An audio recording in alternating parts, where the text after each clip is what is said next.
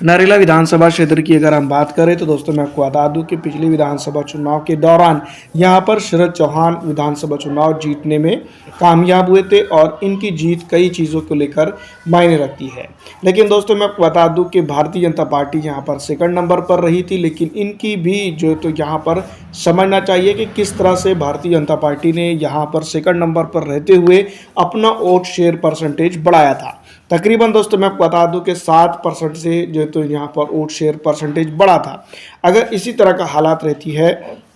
इस बार 2025 विधानसभा चुनाव के दौरान, अगर इस विधानसभा क्षेत्र के ऊपर बात करें तो तकरीबन 25% के करीब अगर आम आदमी पार्टी अपना वोट परसेंटेज लूज़ करती है और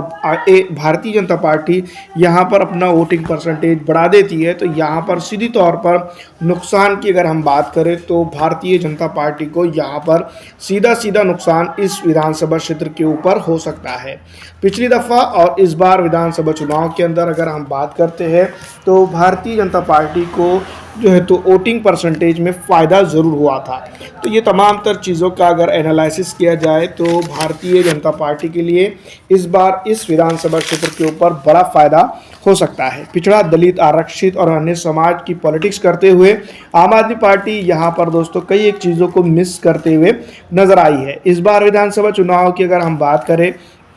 तो आम आदमी पार्टी ने जिस तरह से मैं आपको बता दूं कि खास करके मुस्लिम मोहल्लात और कई अन्य चीज़ों को जो है तो अपने हाथ से निकाल दिया है, उसी तरह से आने वाले दिनों के अंदर इस बात का भी उसके खमियाजा भुगतना पड़ सकता है। पिछड़ा, दलित, आरक्षित और मुस्लिम समाज के ऊपर जिस तरह की चीज़ें हुई है, उन तमाम तर चीज़ों को अगर देखा जाए तो आम आदमी पार्टी के लिए एक बड़ी मुश्किल इस बार खड़े हो सकती है। वहीं अगर हम बात करें भारतीय जनता पार्टी की, तो भारतीय जनता पार्टी के लिए कहीं ना कहीं नरेला विधानसभा क्षेत्र के ऊपर हवा बनते हुए नज़र आ रही है। इस तरह से दोस्तों मैं आपको बता दूं कि जो जनता है वो कहीं ना कहीं अब जो है तो आम आदमी पार्टी की पॉलिटिक्स से उकता गई है और कई अन्य मुद्दे हैं जिसको लेकर जो है तो ये चर्चा में आ चुकी है। दिल्ली विधानसभा क्षेत्र की अगर हम बात करें तो दिल्ली पूर्ण राज्य नहीं है और दिल्ली के अंदर कई लिमिटेशन है, जिसको अगर देखा जाए तो जिसको हम कह सकते हैं कि आम आदमी पार्टी के अरविंद केजरीवाल के सामने भी कई मुश्किलों का सामना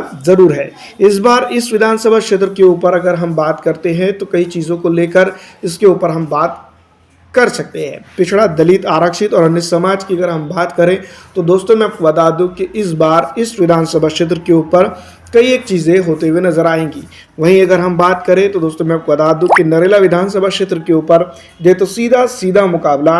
जो है तो आम आदमी पार्टी, भारतीय जनता पार्टी के प्रत्याशी के बीच में देखने को मिलेगा। पिछड़ा, दलित, आरक्षित समाज की अगर हम बात करें तो यहाँ पर इंसाफ किसकी तरफ और किसके साथ होगा ये देखना होगा। फिलहाल इस वीडियो में इतना ही। अच्छी लगने पे लाइक ज़रूर कर दीजिएगा।